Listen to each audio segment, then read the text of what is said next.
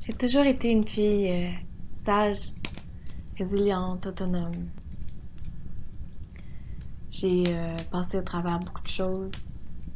J'ai, j'avais la facilité à tout comprendre, à tout assimiler. Même spirituellement, j'avais beaucoup de capacités, beaucoup de dons. Puis un jour, Jésus est venu me montrer, m'éclairer dans toute sa puissance, parce que ça prenait, oui, de la puissance pour que je puisse réaliser ce qui était en train de se passer. Parce que dans toute ma sagesse, dans toute cette connaissance-là, qu'elle soit occulte, spirituelle, académique, scientifique, j'étais perdue et ignorante.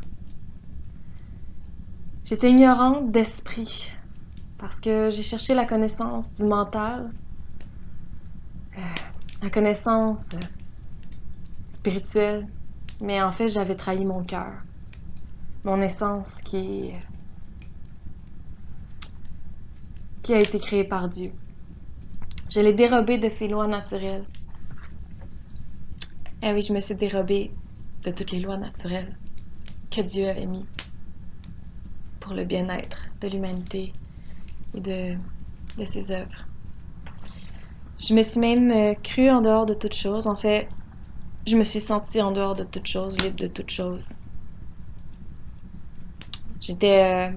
En fait, j'ai cru que Dieu était mort. J'ai cru que Dieu n'existait pas. Que j'avais pas besoin de lui.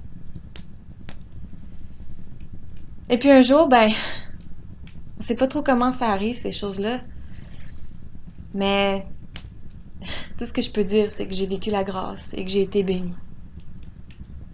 L'amour de Dieu, c'est pas quelque chose de romanesque. C'est pas un amour perverti comme celui des hommes. Ça a rien d'égoïste.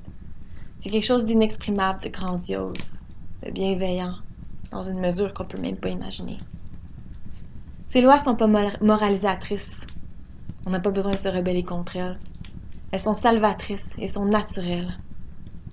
J'ai vomi mon poison de la rébellion, de la résistance prétentieuse. Et j'ai compris que ma souveraineté, en fait, ma vraie souveraineté profonde, paradoxalement, c'est la sienne, celle de Dieu, la souveraineté de Dieu. J'ai déposé mes manques de droiture dans les bras de Jésus, parce que c'est Jésus qui m'a tout montré. Et Dieu a allégé tous mes fardeaux. Et ma vie a commencé à s'alléger d'une manière que j'aurais juste jamais pu imaginer. Et que j'aurais jamais pu obtenir par moi-même, malgré toute ma bonne résilience et toute ma bonne volonté. Et c'était pas de la lâcheté, c'était pas de l'idolâtrie ou du conditionnement religieux que j'ai senti. C'était seulement de l'amour, pas le petit vaniteux des hommes, mais le grand amour de Dieu. J'ai comme pas de moyen de le décrire. Mais cet amour-là, c'est le seul amour qu'on puisse vraiment, infiniment partager. Parce qu'il n'est pas limité. Puis c'est la seule manière, en respectant ces lois-là, pour nous de construire une vraie société, une vraie communauté. Plus petite, plus digne, plus humble, naturelle et harmonieuse avec la vie, mais aussi avec Dieu. On ne peut pas se détourner de lui. Lucifer imite très bien sa lumière. Mais aujourd'hui, j'ai compris à quel point il s'infiltrait partout. Puis à quel point Lucifer, c'est qu'un pâle reflet. Un pâle reflet comparé à l'amour de Dieu. Sa connaissance, elle est censée aux yeux des hommes. Elle fait beaucoup de sens.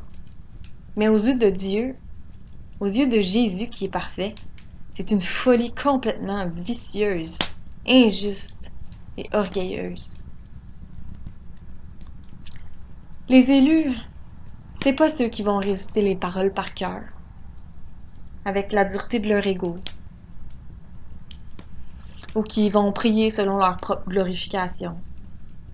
C'est pas ceux qui vont avoir toutes les connaissances ou qui vont faire du yoga, ou toute autre pratique spirituelle. C'est pas ceux qui vont se prétendre dans l'initiation solaire. Les élus, c'est ceux qui vont reconnaître les paroles dans leur cœur, et qui vont ouvrir la Bible et qui vont avoir une révélation parce que c'est les paroles de Dieu. Puis je peux juste témoigner aujourd'hui, peu importe comment fou ça peut sembler.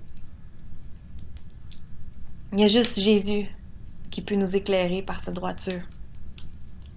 Il y a juste lui qui nous éclaire par la réelle justice et par l'ordre naturel du monde, qui est destiné à la gloire de Dieu, qu'on le veuille ou pas, qu'on en soit conscient ou non. Dieu est bienveillant, il est bien aimant. Il nous a jamais abandonnés, c'est nous qui l'avons abandonné.